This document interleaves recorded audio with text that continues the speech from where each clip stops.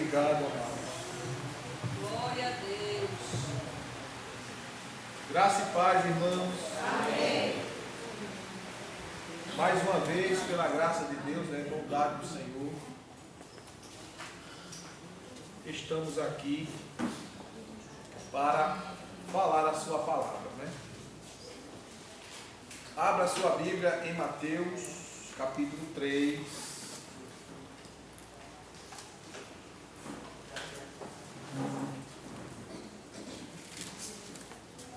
Nós vamos hoje iniciar um assunto com o tema os símbolos do Espírito Santo. Nós falamos sobre a unção do Espírito Santo. Mateus capítulo 3.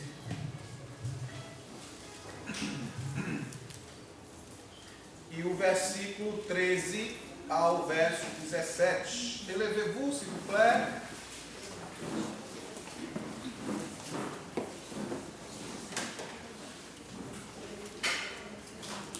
E diz a palavra de Deus: Então Jesus veio da Galileia ao Jordão para ser batizado por João. Mas João se recusava, justificando: sou eu quem precisa ser batizado por ti, e vens tu a mim? Jesus, entretanto, declarou: deixe assim, por enquanto, pois assim convém que façamos, para cumprir toda a justiça de Deus. E João concordou. E sendo Jesus batizado, saiu logo da água, e eis que se abriram os céus, e viu o Espírito de Deus descendo como pomba e vindo sobre ele. Em seguida, uma voz dos céus disse: este é meu Filho amado, em quem sinto muito prazer. Amém? Amém. Podem sentar, queridos.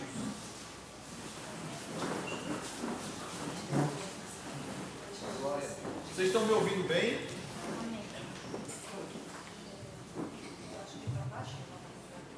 Aumenta um pouquinho, por favor, o microfone. Meus irmãos, nós estamos falando há algumas semanas sobre a unção do Espírito Santo. E hoje, com a graça de Deus, a gente vai falar sobre os símbolos do Espírito Santo. Começando pela pomba. Porque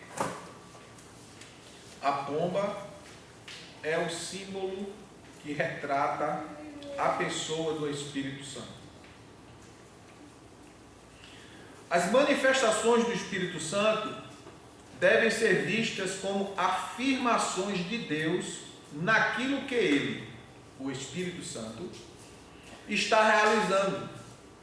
Portanto, entender os símbolos do Espírito Santo é entender a voz de Deus para o nosso contexto de vida. Jesus foi ser batizado por João, mesmo ele não precisando ser batizado. Por que Jesus não precisava ser batizado? Porque que nós, todos os cristãos, precisamos ser batizados.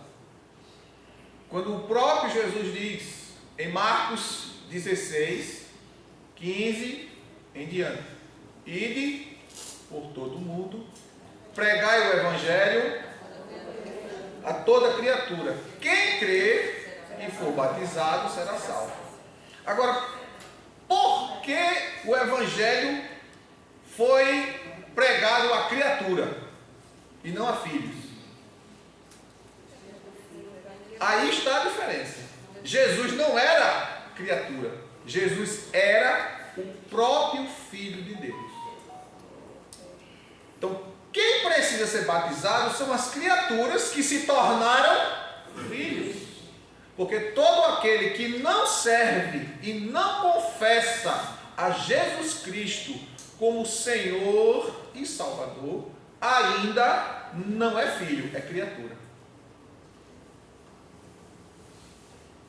Por isso que ele disse: ide pregar o evangelho a toda criatura. E Jesus não era a criatura, Jesus era o próprio Filho de Deus.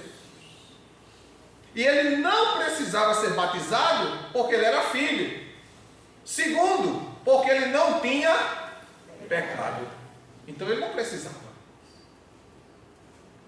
E dentro desse contexto, Jesus intencionalmente, e coisas que nós precisamos aprender com Jesus é sermos intencionais. E Jesus estava intencionalmente se batizando para cumprir um propósito de Deus. Sabe por quê? Porque o exemplo vem de cima. Ele foi o exemplo para nós. E como exemplo, o exemplo começa em cima. E Jesus, como diz aqui, olha, verso 13 do capítulo 3. Então Jesus veio da Galiléia ao Jordão para ser batizado por João. Mas João se recusava, dizendo: sou eu quem preciso ser batizado por ti. Em outras palavras, João estava dizendo: eu tenho pecado, tu não tens. Jesus, entretanto, declarou: deixa assim por enquanto, porque convém que assim façamos para cumprir toda a justiça de Deus. Ou seja, ele não precisava, mas fez. E por que fez? Porque ele queria seguir o que estava escrito, obedecer a palavra. Então, dentro desse contexto, irmãos, muitas vezes há coisas na nossa vida que a gente não precisa fazer, mas que precisamos fazer, que Jesus, como Jesus intencionalmente fez para dar o exemplo. A gente é crente, é salvo, lavado, remido no sangue de Jesus, não é? E que muitas vezes a gente não precisa justificar nossa conduta, nossa fé. A gente não precisa, porque a gente sabe quem somos. Porque infelizmente tem alguns que não sabem. Mas quando você sabe quem você é, nada lhe abala. Como disse o salmista Davi: os que confiam no Senhor são como os montes que não, mas permanecem os que confiam. Se Davi diz os que confiam, é porque existe ainda aqueles que não confiam. Então esses se abalam com qualquer coisa. Paulo, escrevendo a Timóteo, na primeira carta, se não me falha aqui, Tico e Teco, primeira carta, capítulo 4, verso 12. 4 e 12 de 1 Timóteo, o apóstolo Paulo diz: ninguém despreze o fato de ser jovem, mas procura ser exemplo para os fiéis. Aí ele diz: primeiro exemplo que Timóteo teria que ser para os fiéis. Ele diz: qual é o primeiro exemplo? Na palavra. Foi justamente o que Jesus fez. Ele disse: deixa que assim se faça, para que cumpra toda a justiça de Deus. Glória. E como disse, o exemplo vem de cima. Jesus intencionalmente foi ser batizado sem que ele precisasse ser batizado. E nós, como crentes, muitas vezes a gente não quer ceder, irmão, 1 milímetro para ninguém. E dizemos assim: eu estou certo, eu tenho razão. Não é assim. Às vezes a gente precisa até dar a entender que não sabe de nada. Não é porque não sabemos, sabemos. Mas não devemos ser arrogantes. Tu quer me ensinar? Eu já sei disso aí. Ouça. E Jesus intencionalmente foi a João para dar o exemplo. Ele não precisava, mas fez. E nós que precisamos ser intencionais nas nossas atitudes, a fim de darmos o exemplo. A recomendação de Paulo a Timóteo é: seja exemplo. E o primeiro exemplo é a obediência à palavra de Deus. Porque muitas pessoas, infelizmente, estão habituadas no aspecto religioso à caricatura, à aparência. Somente a aparência. A aparência, ela deve ser um reflexo daquilo que já aconteceu no seu espírito. Se o seu espírito foi transformado pelo poder de Deus, isso vai refletir no seu corpo. Porque a verdadeira santidade, ela não está fora, ela está dentro. E se a santidade está dentro, ela vai se manifestar fora. Jesus disse que aquilo em que o coração do homem está cheio, a boca falará. Porque ele diz, olha, está cheio o coração, mas só sai. Ou seja, ele usou um dos órgãos do corpo para dizer que aquilo que está dentro viria para fora. Então, os nossos órgãos externos manifestam aquilo que está dentro. Se a palavra de Deus estiver realmente dentro, como diz Colossenses 3,16, quando o apóstolo Paulo diz à igreja de Colossos, que a palavra de Cristo habite em vós abundantemente. Se a palavra habitar abundantemente, tudo que está dentro vai se manifestar fora. Vai sair. Porque não tem nada oculto que não seja revelado. Tanto essa palavra tem um sentido de revelar as coisas erradas, as coisas ocultas e escusas, como essa palavra tem um sentido positivo de revelar, de manifestar o que há de Deus em mim vai sair para fora. O que há de Deus em você vai sair para fora. Porque quando a palavra de Deus ela preenche todas as lacunas da vida do cristão, ela é revelada no seu dia a dia. Por isso que eu li aqui nas anotações que quando eu estou lendo, estudando, meditando, que uma das coisas que o Espírito Santo traz a nós nas suas manifestações, não é? São afirmações daquilo que Deus quer em nós. E naquilo que Deus quer em nós, é o Espírito Santo dando a entender que a voz de Deus está sendo revelada para o contexto da nossa vida. Jesus foi ser batizado, automaticamente João sentiu-se constrangido. Como é que eu vou batizar o Messias? Como é que eu vou batizar o Salvador? Como eu vou batizar o Senhor, sendo eu o pecador?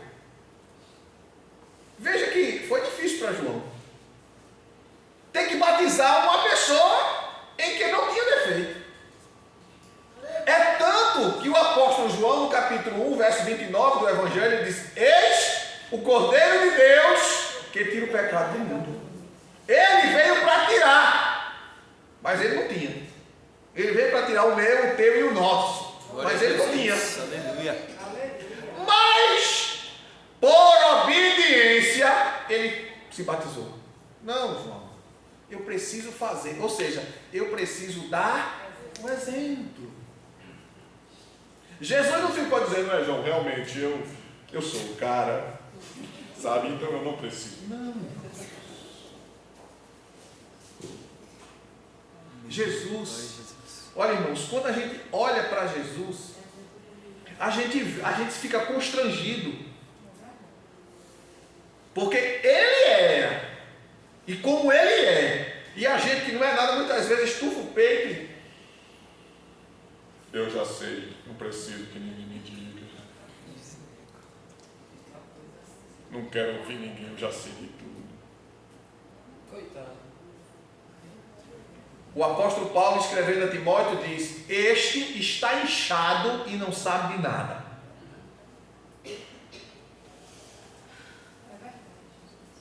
Então, dentro desse contexto, irmão, a manifestação do Espírito Santo ali, na vida de Jesus, era Deus afirmando: eu sinto prazer, eu sinto satisfação, eu sinto alegria na vida do meu filho. Glória a Deus. E a manifestação de Deus, ela foi dada naquele momento do batismo, enviando o Espírito Santo na forma corpórea de uma pomba. E por que de uma pomba? Porque a pomba, irmãos, ela é símbolo da ação do Espírito Santo aprovando a nossa vida. A manifestação do Espírito Santo no dia do batismo de Jesus, em forma corpórea de uma pomba, era sinal de aprovação de Deus diante da atitude que Jesus teve. Glória a Jesus. E dentro desse contexto, dessa disposição de Deus em manifestar o Espírito Santo em uma forma corpórea de pomba, Deus estava aprovando a atitude de Jesus e manifestando isto a João, porque era também um sinal para João. Como diz capítulo 1, verso 32 a 34 do Evangelho de João. Vamos conferir? Capítulo 1, verso 32 a 34.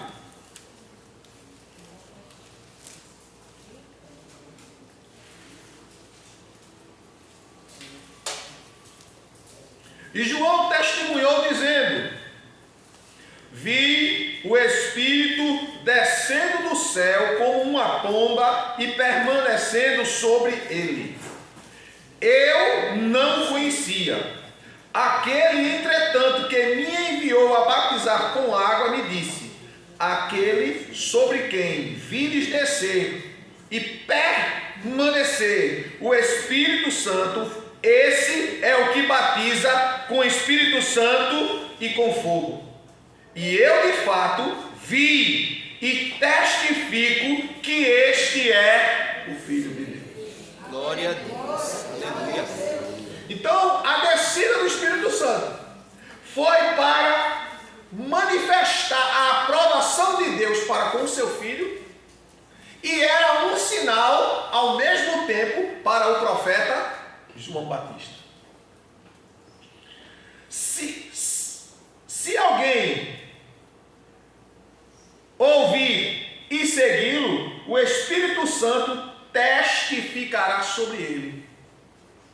João ouviu a voz de Deus, seguiu a orientação de Deus e pôde testemunhar a ação de Deus na vida do Senhor Jesus. A pomba também é símbolo da pureza e da simplicidade. A pomba, como símbolo do Espírito Santo, também simboliza pureza e simplicidade. Irmãos, quando a Bíblia fala de simplicidade, a Bíblia não está falando de ser relaxado ou acomodado, porque muitas pessoas acham que simplicidade é andar com a roupa rasgada, amassada, vou dizer uma palavra aqui bem chula, fedorento, desarrumado. Não, isso não é ser simples, isso é realmente ser ceboso. Simplicidade não está nisso. A simplicidade não é o estereotipo. A simplicidade é o comportamento. É a atitude. É não ser arrogante. É não ser orgulhoso. É não ser pretensioso. É não achar que sabe tudo. Porque todos nós, por mais que aprendamos ou nos capacitemos nos centros educacionais, universidades, seja onde for, a gente sempre vai aprender alguma coisa com alguém. Ninguém sabe tudo. Não é? E a palavra de Deus, ela nos ensina em Mateus 10 e verso 16. O próprio Jesus disse aos discípulos: eis que vos envio como ovelhas ao meio de lobos. Aí ele diz: sejam prudentes como as serpentes, mais simples como as pombas. Ou seja, não queira parecer. Aleluia. Está sendo enviada para o meio de lobos. Lobos que ele está falando ali não é um lobo animal literal. Ele está falando de pessoas que têm um comportamento destruidor, que têm um comportamento assassino. Jesus disse: olha, eu estou enviando vocês para o meio dessas pessoas. Então sejam simples como as pombas. Não cheguem lá aparecendo, querendo ser um bambambam, que você vai ser destruído. Você vai ser destruído. E eu me lembrei aqui de uma situação de um determinado irmão que faz um trabalho lá no estado da Paraíba. Ontem eu tive na reunião de pastores, na ordem de pastores batistas do estado de Pernambuco. A convenção está expandindo para outros estados. Então, as igrejas batistas da Paraíba estão aderindo. Igrejas batistas de Fortaleza estão também aderindo à convenção. E lá tem um irmão, um pastor, chamado Pedro Calvino. Ele já veio aqui, esteve aqui na reunião da ordem. E ele mora em um bairro que ninguém entra, mas ele entra. Ninguém entra, mas ele entra. E um pastor relatando, que teve uma igreja, que eu não vou dizer o nome, que foi colocar um trabalho lá, e quando chegou lá, o pastor para entrar lá levou 3 seguranças. Quando o pastor chegou, que entrou com segurança, os traficantes cercaram ele e disse: aqui você não bota não. E eles tiveram que sair. Aí citaram o nome do irmão. E o irmão Pedro, ele bota. Ele pode, você não. Você nunca veio aqui, quando veio aqui ainda veio de segurança? Como se quisesse dizer: eu não quero ninguém aqui armado, desconfiando da gente. Olha os lobos. Pedro entra de cara limpa. Plantou a igreja e a igreja está lá frutificando. Glória a Deus. Aleluia. A pomba, a simplicidade. Ele não chegou lá dizendo: eu sou o pastor presidente e venho aqui colocar na igreja uma pomba. Não. Foi com humildade. Foi com simplicidade. Foi falando a linguagem do povo. Entrou no nível do povo. Por isso que Jesus disse: olha, sejam simples como as pombas. Vocês estão indo para o meio dos lobos. E o interessante, irmãos, deixa eu fazer aqui um adendo. Você sabia que o lobo, ele é caracterizado biblicamente como aquele que quer destruir a ovelha? Porque eles são animais carnívoros, da espécie dos canídeos, e se alimentam de carne. Mas existem características nos lobos que devem ser limitadas. Por exemplo, o lobo, ele tem uma parceira para a vida toda. A fêmea do lobo, quando chega próxima dele, nunca fica por cima, ela sempre fica por baixo. Ela coloca a sua cabeça embaixo da garganta dele. Sabe o que isso significa? Protegendo a parte vital do macho alfa. Quando o lobo fica velho, os filhos dele não deixam ele em casa, porque eles têm que caçar. Botam ele no meio. Os mais fortes vão na frente e o restante fica atrás e ele fica no meio. Porque quem vem por trás, eles protegem o macho alfa. E quem estiver na frente, protege também quem tentar atacá-lo. De todo jeito, eles são protegidos. Porque eles trabalham em grupo. Veja que lição. Tem coisas, irmãos, que Deus criou dentro do universo da sua criação, entre plantas, peixes, animais aquáticos, animais terrestres, que trazem lição para nós. É tanto que o próprio Salomão disse: olhe para as formigas. Tem um ser aparentemente insignificante, mas a Bíblia diz: olhe para as formigas. Então essa linguagem bíblica não está ali por acaso. Deus está falando, dizendo alguma coisa para a igreja, ensinando a gente. Aí Jesus diz: olha, eu estou enviando vocês para o meio dos lobos. Sejam prudentes como as serpentes. Olha aí, a serpente, ela é símbolo de Satanás, é símbolo do mal. Mas Jesus disse: sejam prudentes como a serpente. Por quê? Porque a serpente, irmãos, ela não vai apressadamente seguindo o seu passo. Ela vai lentamente. E quando ela vai lentamente, ela vai sentindo as vibrações do ambiente, daquilo que está diante dela, quando ela começa a colocar a língua para fora. Por que a língua dela é partida, a uma ponta para o lado, outra para o outro?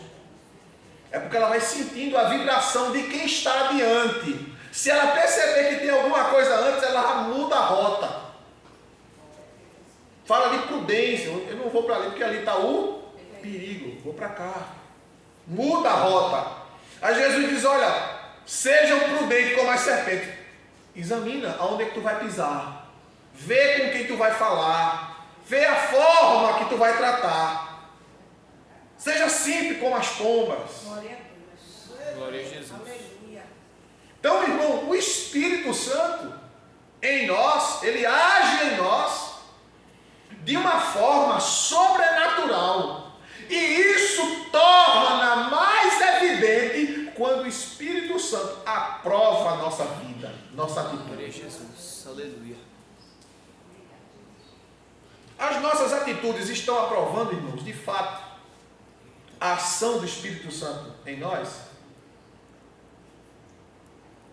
Porque a igreja não será uma igreja poderosa se o Espírito Santo não agir nela. A gente sempre remete para a igreja primitiva.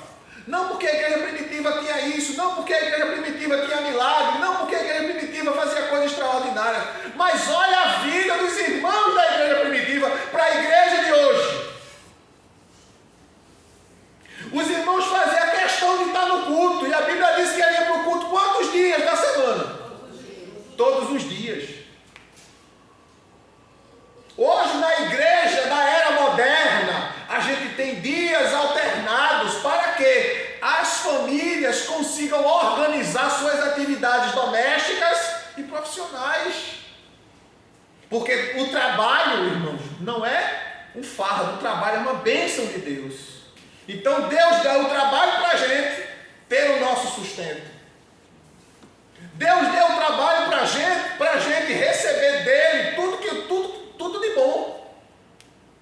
Mas Deus também nos dá a oportunidade de enriquecer materialmente, mas não abandonar o espiritual. É o século 21 que está trazendo a secularização para a igreja. O secular. Tudo é mais valioso aqui e as coisas de Deus estão sendo colocadas embaixo. Depois, quando eu tiver tempo, quando eu puder. Será que as coisas daqui são mais valiosas do que as coisas de Deus? Não. Mas é o secularismo que está matando a igreja. Onde, irmãos, a maioria dos crentes quer o céu, mas ama a terra.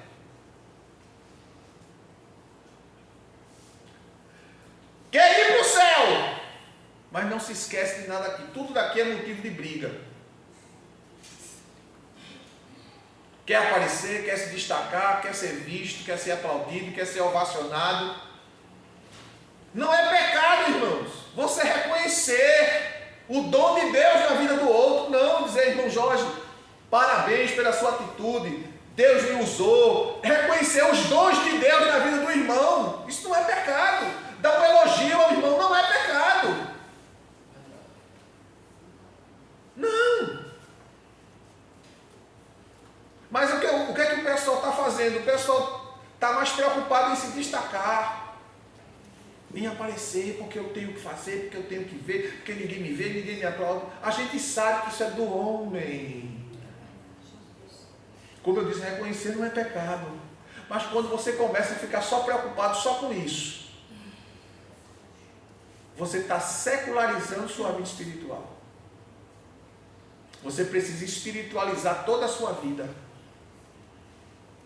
Sabe aquelas pessoas que quando está desempregada pede emprego, quando está trabalhando reclama do emprego que tem. É difícil, tem lugar que você trabalha que não presta, é uma dor de cabeça. Mas foi Deus que colocou você ali, é ali através daquele lugar que Deus está abençoando você. Glória a Deus. Aí você vai orar. Senhor, estou aqui, não gosto desse trabalho, mas eu te agradeço, porque daqui o Senhor está trazendo o meu pão. Agora abra outra porta, que eu me sinta mais confortável. Apresenta a Deus. Em tudo sejam diante de Deus feitas as vossas petições por meio da oração e da súplica, com ação de graças. Filipenses capítulo 4, verso 6. Colocar diante de Deus. Olha o segredo aí. Ir a Deus. Os cristãos estão tão secularizados com o materialismo, que já acorda de manhã, já pulando da cama, já sai correndo, porque vai trabalhar, e ali não tem nem um tempinho. Senhor, obrigado pelo café da manhã. E obrigado pela oportunidade que eu estou tendo de ir trabalhar. O Senhor me deu força, o Senhor me deu saúde para trabalhar. E louvado seja o teu nome, porque eu estou trabalhando. Não é? Quantos queriam, irmãos, ter o teu emprego, ter o teu trabalho enquanto tu está reclamando? Ah, eu queria tanto ter o trabalho do irmão Eric. Meu Deus, como é bom o emprego do irmão Eric. Pode ficar. Eu quero o céu. Eu estou dando um exemplo. E não valoriza. Quem não é fiel no pouco, jamais vai para o muito. Deus te deu dons e talentos. Não foi para você se promover. Como eu falei a semana passada, os dons de Deus, a unção de Deus é para servir, não para se autoglorificar. Glória, aleluia, aleluia. Deus nos dá dons espirituais para que através desses dons, esses dons são potencialização de Deus pelo Espírito Santo para a igreja cumprir a missão dela. Glória a Deus. Irmãos, eu não tenho nada contra os congressos que são feitos por aí afora. Preste atenção, viu, para não entender errado. Não sou contra a festa, sou a favor de festa, porque Deus é um Deus festeiro. Glória a Deus. Culto e ação de graças do Ministério Feminino, por mais um ano de trabalho, de luta. Amém. No Ministério Masculino, no Departamento Infantil, seja quem for. Você vai render a Deus um culto e ações de graça por um ano de muita luta e que você chegou. não é? Mas você fazer um congresso. Congresso de missões. Kit para entrar no congresso. R$200. Quantas deu? 20 mil pessoas, um exemplo. Esse congresso estava visando ganhar dinheiro ou pregar a palavra? Estava visando ganhar dinheiro, irmão. Não estava preocupado em pregar a palavra. E é isso que tem sido feito. O evangelho está sendo secularizado. Deixa eu ir mais além. Igrejas que só vivem de festa.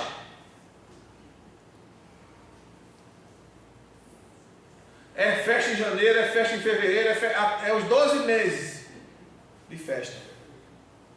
Explicando e ratificando. Amo festa e a igreja deve ter festa. Cada departamento tem o direito de fazer e de promover seus cultos em ações de graça, glorificando a Deus. Mas tem igreja que, se não tiver um evento, ninguém vai para a igreja. São igrejas que vivem de eventos. Se não tiver evento, a igreja fecha. Vive de campanha. Uma igreja avivada, irmão, não precisa ter pregador de fora, cantor de fora, alguém de fora. Uma igreja avivada, ela é dinâmica, ela é contínua. Eu vou para o culto, seja quem for, pode ser o pastor Silvio pregando, ou pode ser a irmã Cecinha pregando. Não tem diferença, porque eu não vou lá ouvir o homem, eu vou ouvir Deus falar através do homem. Glória a Deus. Glória a Ele. Fala a Deus. Uma igreja avivada, irmão, não está preocupada. Eu não vou para o circo de oração, irmão, porque só tem irmã Marilene e a irmã Marinalva. Chego lá, só tem 2 pessoas. E você está preocupado com a quantidade? Jesus subiu sozinho para orar. Elias subiu sozinho para orar. Abraão subiu sozinho para orar. E por que tu não quer vir? Porque tem 2 pessoas.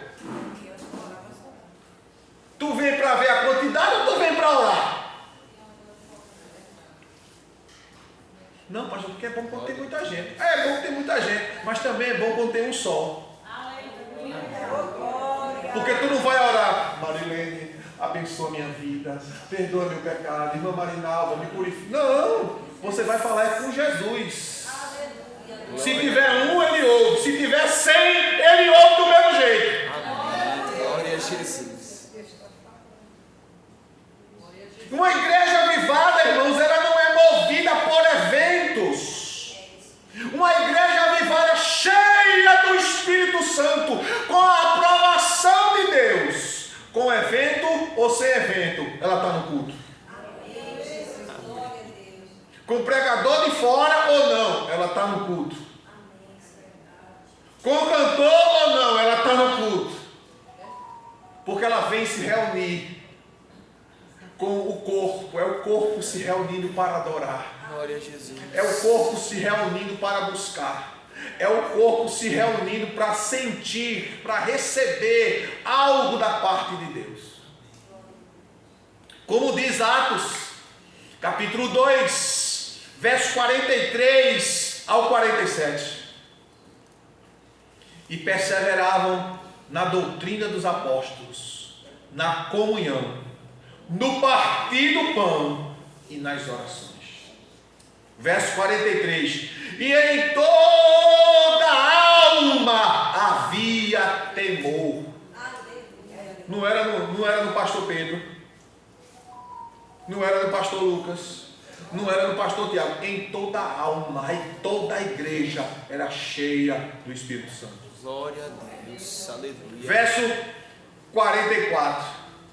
E muitos sinais, prodígios e maravilhas eram feitos pelas mãos dos apóstolos. Por quê? Porque a igreja estava, perseverando na doutrina. Porque a igreja estava perseverando na oração. Porque a igreja estava perseverando na comunhão. Porque ter comunhão, irmão, não é fácil, não. É a coisa mais frágil de se quebrar na igreja, é a comunhão. Sabia que a coisa mais fácil de quebrar na igreja é a comunhão?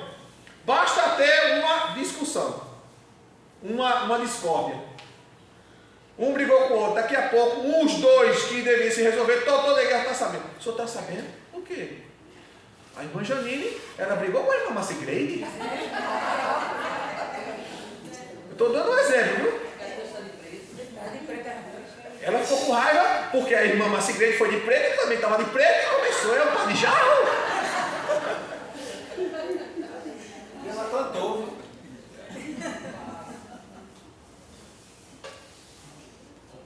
Uma coisa assim que deveria ser resolvida, daqui a pouco aí cada um toma um partido. Um apoia a irmã Macigreide, outro apoia a irmã Janine. E o Espírito Santo assim,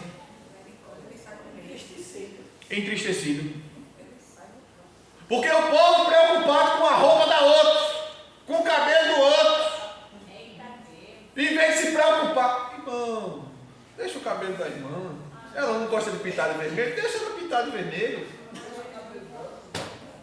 O outro não quer pintar, deixa o cabelo branco como o do irmão Eric. E aí? Acabou-se. A pessoa fica brigando por picuinha, por besteira. E o Espírito Santo, eu quero operar, eu quero usar, eu quero fazer. E cadê o instrumento? Quem é o instrumento que o Espírito Santo usa? Quem é? Eu e você. Eu e você. E a gente tem que estar debaixo da direção do Espírito Santo. Quando o Espírito Santo dirige, irmãos, a igreja cresce, a igreja prospera, a igreja desenvolve, porque tem comunhão. Há temor em todos, há um respeito recíproco. A igreja respeita o líder, respeita o pastor, ama o pastor, cuida do pastor, e da mesma forma o líder com a igreja. Vice-versa. Comunhão. Onde há uma preocupação recíproca entre líderes e liderados, há um cuidado, a ação do Espírito Santo, olha, agora, a simplicidade de Deus agindo entre o povo. Olha o que o apóstolo Paulo escreve na segunda carta aos Coríntios. Segunda carta aos Coríntios, capítulo 11.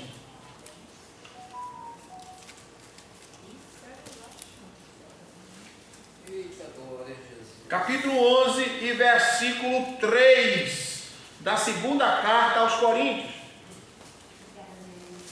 Veja o que a Bíblia diz. Vamos começar. Eu acharia melhor começar do versículo 1, né? Para ficar mais inteirado. Quisera eu me suportasseis ainda um pouco mais da minha ousadia. Rogo-vos que sejais pacientes comigo. Quem estava falando isso? Paulo, pedindo que a igreja tivesse paciência com ele. Pois tenho verdadeiro ciúme de vós. E esse ciúme é zelo que vem de Deus, pois vos consagrei em casamento a um único esposo, a saber, Cristo, a fim de vos apresentar a Ele como uma virgem pura.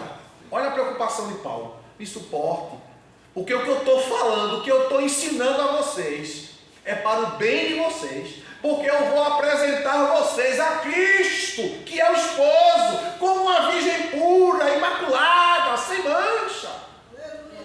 Aí ele diz no verso 3: entretanto, receio que, assim como a serpente enganou a Eva com a sua astúcia, também a vossa mente seja de alguma forma seduzida e se afaste da sincera e pura devoção a Cristo. Mente enganada, mente seduzida pelo maligno, aí se aparta da pureza de Cristo.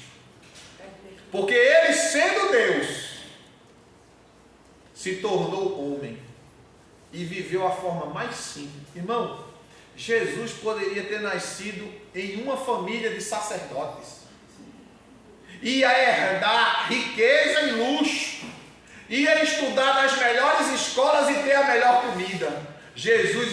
Deus escolheu Maria para gerar Jesus. Um adolescente de 14 anos teve o Filho de Deus. Maria tinha 14 anos quando Jesus nasceu. Foi morar na pior cidade de Jerusalém, Nazaré, uma favela, um esgoto a céu aberto, para mostrar a gente, dar o exemplo a gente, que não são títulos. Não tenho nada, viu? Deixa eu abrir aqui para vocês não entenderem errado. Nada contra quem conquista. Não é pecado você crescer e prosperar não, viu? Mas muitas vezes a gente deixa a mente nas coisas, nisso aí. Como existem igrejas hoje, que alguém é convidado para pregar, ele não quer saber se a pessoa ora, jejuma, está cheio do Espírito Santo, não. Pergunta logo, qual é o currículo dele? Pergunta pelo currículo. Se ele tiver um currículo acadêmico, não pode trazer. Ele pode estar todo troncho. Não vai, isso não vale. Para ele o que vale é o currículo, porque tem letra. Tem muito conhecimento para expor, mas pouca unção. Estamos vendo uma igreja secularizada, irmãos, sem a aprovação de Deus. Lembra da igreja de Laodiceia? Tu dizes que não falta nada, sou rico, tenho tudo, não sinto falta de nada. E Jesus diz: não sabes tu que és pobre, cego, miserável, desgraçado e nu? Isso é o que a maioria, irmãos, está. E é minha responsabilidade transmitir isso para a igreja. Se você gostar, amém. Se você não gostar, amém do mesmo jeito. Porque o compromisso do mensageiro é com o dono da mensagem. O compromisso do mensageiro é com a carta que Deus deixou na mão dele. A mensagem tem que ser falada, tem que ser dita. Creia você ou não, goste você ou não. Não fomos chamados para ser animadores de plateia, irmãos. Fomos chamados para entregar a mensagem de Deus como ela é. Ponto final. Ah, pastor, eu não concordo. Então, irmão, rasga a Bíblia. Pega aquela parte da Bíblia que tu não concorda, fala assim, rasga e tá resolve, depois vai resolver com Deus. Ponto final. Se Deus sendo Deus, não precisa nem de mim nem de você. Toma forma humana, porque Deus estava em Cristo. 5:19 de 2 Coríntios. Deus estava em Cristo, reconciliando consigo o mundo e não lhes imputando os seus pecados. Irmãos, era como Deus estava dizendo assim: eu não quero saber o que eles fizeram daqui para trás. Eu estou enviando você, Jesus. Resolva o problema. E Jesus veio para resolver. E resolveu. Glória a Jesus. Só não recebe quem não quer. Porque ele está aí, pronto para perdoar, pronto para libertar, pronto para restaurar, pronto para redimir, pronto para lhe preparar, pronto para nos preparar, para nos apresentar diante do Pai. Por isso, irmãos, é essencial que nós atentemos para a palavra de Deus. Amém? E para a gente finalizar, não irmos muito adiante, a gente vai ver em Atos capítulo 10. Atos capítulo 10. O Espírito Santo, quando a gente se submete à voz dele, não é? Se submete ao que ele quer, nós recebemos a orientação. Se a gente não se submete, a gente não tem orientação. Veja Atos, capítulo 10. Veja aí, viu? Versículo 1 ao versículo 8.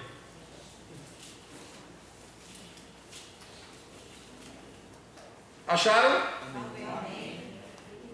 Havia em Cesareia um homem chamado centurião do regimento militar, conhecido como Italiano. Esse homem era piedoso e temente a Deus, assim como toda a sua família. Ele era generoso em ajudas financeiras aos pobres e buscava continuamente a Deus em oração. Certo dia, por volta das 3 horas da tarde, ele recebeu uma visão. De forma clara, viu um anjo de Deus que, se aproximando dele, o chamou pelo nome: Cornélio. Estarrecido e com os olhos fitos no anjo, indagou: que é, Senhor? A que o anjo lhe comunica: tuas orações e tuas esmolas aos necessitados subiram como oferta memorial à presença de Deus. Agora envia alguns homens a Jope e manda chamar Simão, também conhecido pelo segundo nome, Pedro.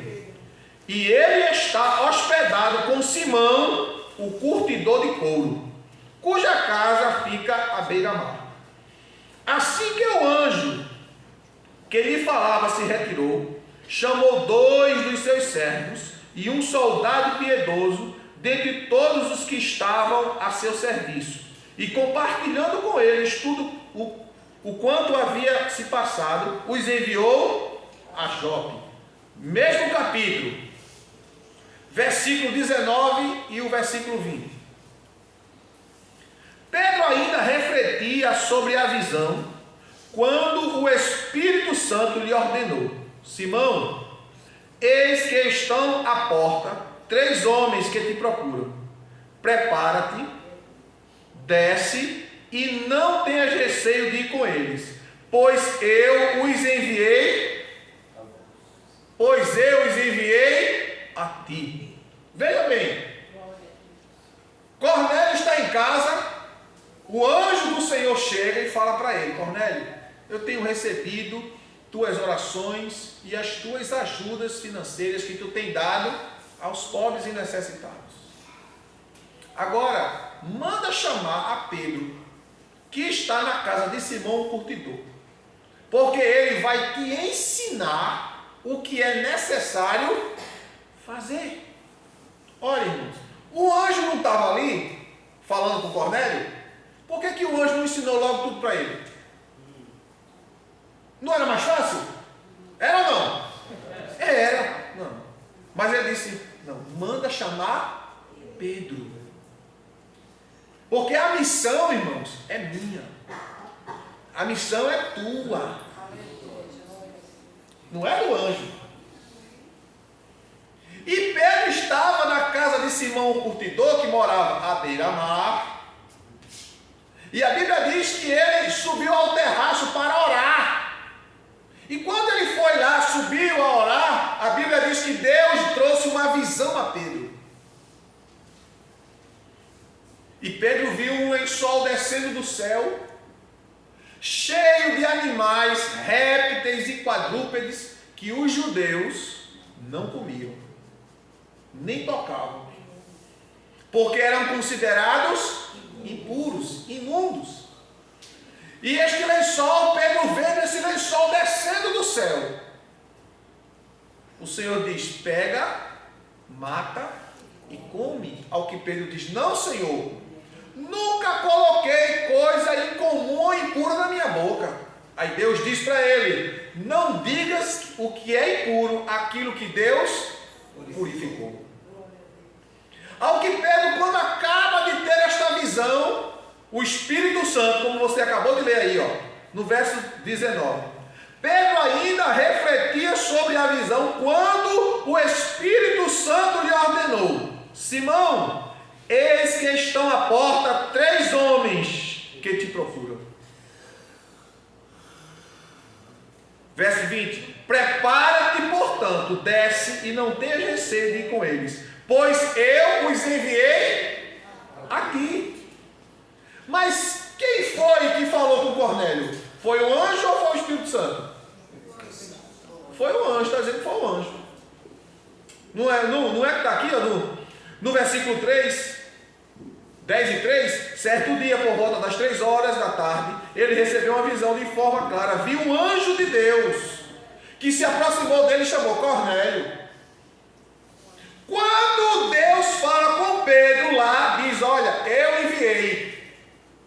Por que ele diz que foi ele que enviou? Porque o Espírito Santo é Deus, e o Espírito Santo também tem ação e autoridade sobre os anjos. Disse: vai lá falar com Cornélio, como meu mensageiro. Falou com Cornélio. Agora, por que o anjo falou com Cornélio e o Espírito Santo falou com Pedro? Por quê? Cornélio ainda não servia a Jesus como devia. Era temente, mas não tinha, olha, a orientação certa. O anjo falou. O Espírito Santo foi, mandou o anjo. Mas com Pedro, o Espírito Santo disse: eu os enviei. Você entendeu a diferença agora? Ele não servia, mas era temente, queria servir, mas não sabia como. Aí o Espírito Santo: vai lá, anjo, fala com ele. Quando o anjo foi lá, falou com ele, disse a ele: vai lá e manda chamar Pedro. Por quê? Pedro servia, Pedro conhecia e Pedro tinha o Espírito Santo. Irmãos, tudo que a gente vai fazer depende do Espírito Santo. É o Espírito. Se o Espírito Santo não falar, não traz vida. Se o Espírito Santo não agir, não tem milagre. Se o Espírito Santo não convencer, não tem conversão. Se o Espírito Santo não ungir, não tem sabedoria, não tem graça. Porque quando ele unge, ele habilita e capacita pelos dons. Vocês estão entendendo? Como é importante a gente entender a ação do Espírito Santo, os símbolos do Espírito Santo, e ver como o Espírito Santo trabalha na igreja. Trabalhou na igreja primitiva e continua trabalhando até hoje. Agora, o que é que acontece com a igreja de hoje? A igreja de hoje quer o poder da igreja primitiva tinha, mas não quer fazer o que a igreja primitiva fazia. Quer a glória, mas não quer os espinhos. Quer o poder, mas não quer buscar. Quer pregar, mas não sabe de nada, não quer ler. Não quer queimar as pestanas. Irmãos, crescimento com Deus precisa de você tirar tempo para Ele. O dia tem 24 horas. Quanto seria o dízimo do dia? 2 horas e 40 minutos. Às vezes o culto. 2 horas de culto. Passa 10 minutos, o irmão fica perreado. Pastor, está passando, demorando muito culto. Ou eu estou mentindo? É verdade ou não? Fica lá para perreado. Passou da hora, para terminar. Isso é um fato, irmãos. Isso é aqui. E imagine em casa, que não tira tempo para ler, para orar, para estudar, para nada. Depois o irmão foi para o culto, eu não senti nada. O primeiro é tu. Está vazio.